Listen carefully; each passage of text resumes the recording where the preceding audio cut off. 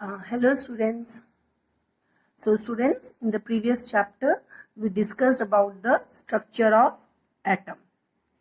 So we will continue with that only. Today I will discuss the Bohr's atomic model in detail.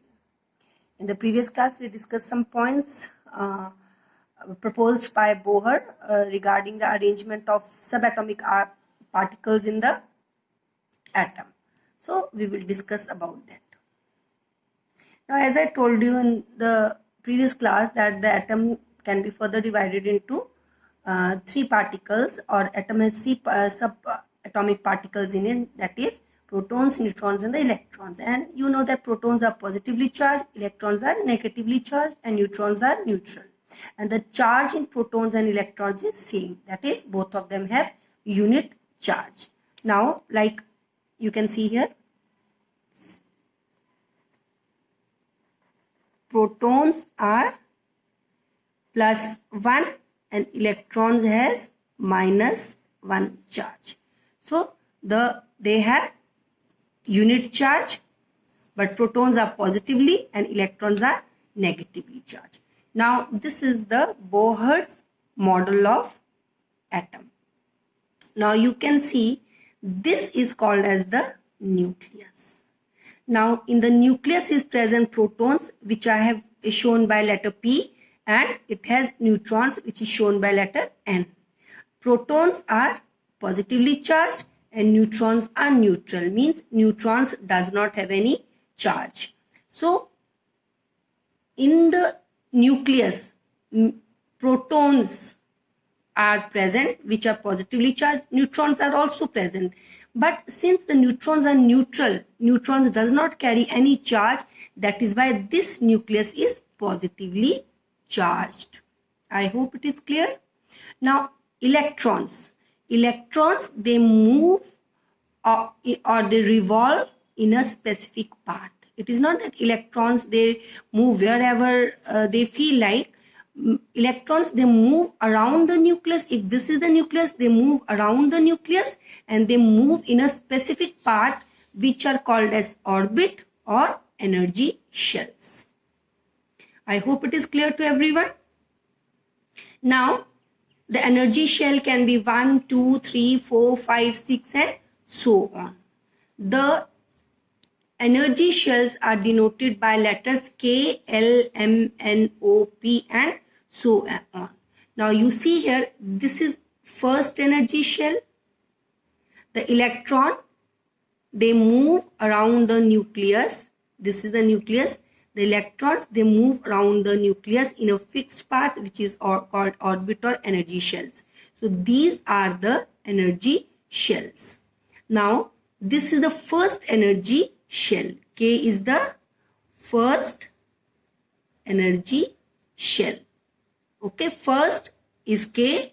L means 2 energy shells and M means 3 energy shells.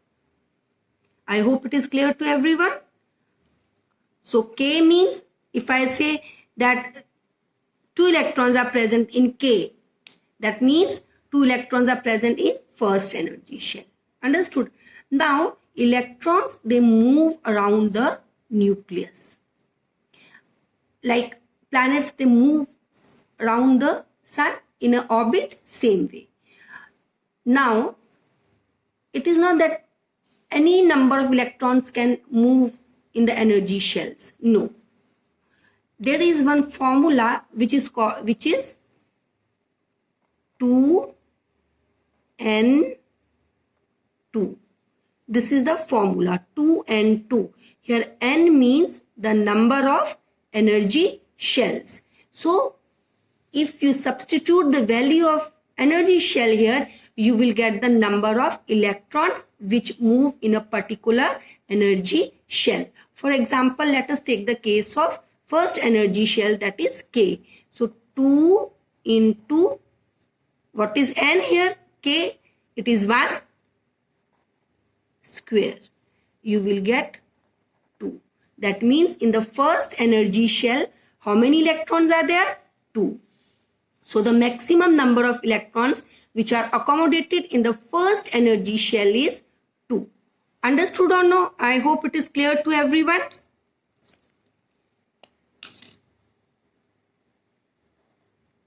One, two. See here, this is 1, this is 2. Okay, so the maximum number of electrons which can be accommodated in the first energy shell is 2.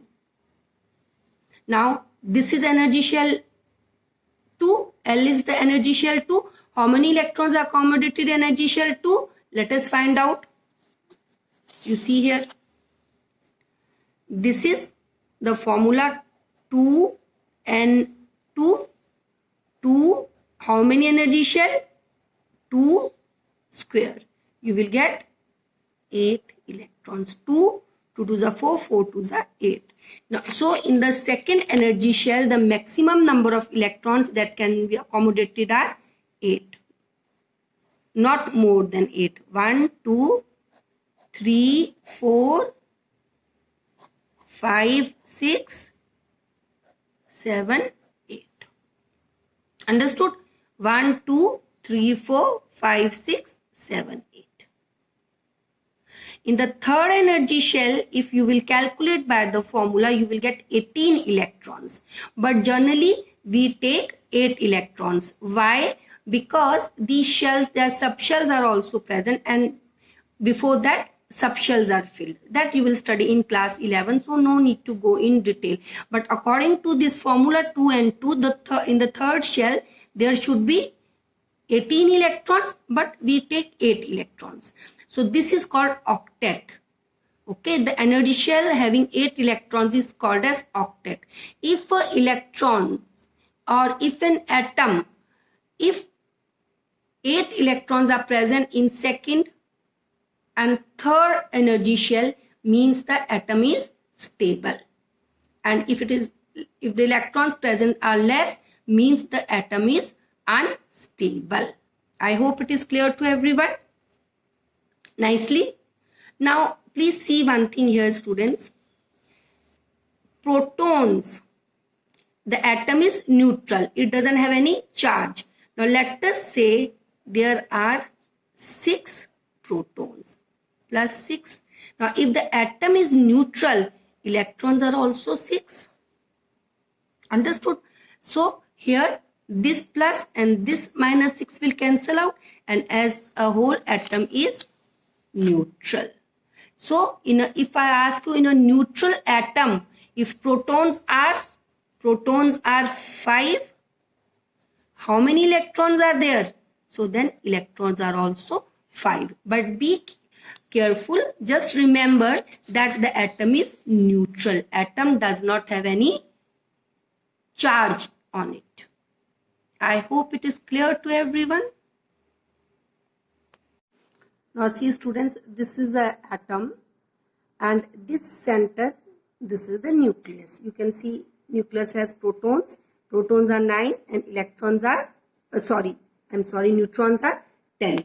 So this nucleus will have positive charge because protons have positive charge, whereas neutrons, they do not have any charge. Now the atom is neutral. So if the atom is neutral, means here the protons are 9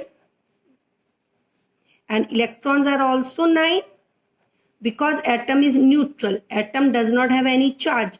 So here protons, if here the protons are 9, electrons are also 9, means 9 electrons are moving in the orbit or the energy shells, and atom doesn't have any charge. Now 9 electrons are there. So this is first shell, this is first shell, this is second shell. So how many electrons are present in the first shell? 2 electrons are present. Let us draw 2 electrons. 1, 2.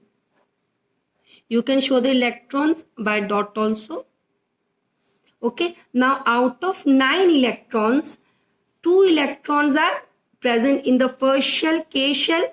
Now rest of the electrons will be accommodated in second shell, that is L shell. So how many electrons are left? 9 minus 2, 7 electrons are left. So 7 electrons will be accommodated in the second shell, that is L shell. And how many electrons or how many maximum electrons second shell can accommodate? 8 electrons. Still there is a possibility of one more electron. You can see here by the formula 2 into n. N is the number of shells. So in the here L, that is second shell. So 2 into 2 square, 2 2s are 4, 4 2s are shell, 4 2s are 8. So n is number of shells. Understood? If it is 1, you will write here 1. If it is 3, you will write here 3. So 7 electrons can be accommodated here, which I will show. 1, 2, 3, 4, 5, 6 and 7. Okay, 7 electrons can be accommodated here. Still there is a possibility of one more electron. I hope it is clear to everyone. Now students, see this as structure of atom. This is atom. In this atom, this green part which you can see, this is the nucleus, and in the nucleus 17 protons are there and 18 neutrons are there. But nucleus is positively charged. Now, if in a neutral atom, if protons, which we show like this, are 17, electrons will be 17 because it is a neutral atom. Okay. Now, these 17 electrons are filled in these shells. K, L, M. K is shell 1, L is shell 2 and M is shell 3. Okay. Now, how it is filled? If this is K is shell 1, L is shell 2, M is shell 3. So, out of 17, first shell can accommodate maximum 2 electrons. So, K shell 2 electrons will be accommodated. Just remember, first the innermost shells are filled and then the remaining electrons are filled in the outermost shell. Now, in K shell, the maximum 2 electrons are accommodated. So, out of 17 electrons, 2 electrons will be filled in K shell. It is not that if you want, you will show 1 electron here or 2 electron here. No.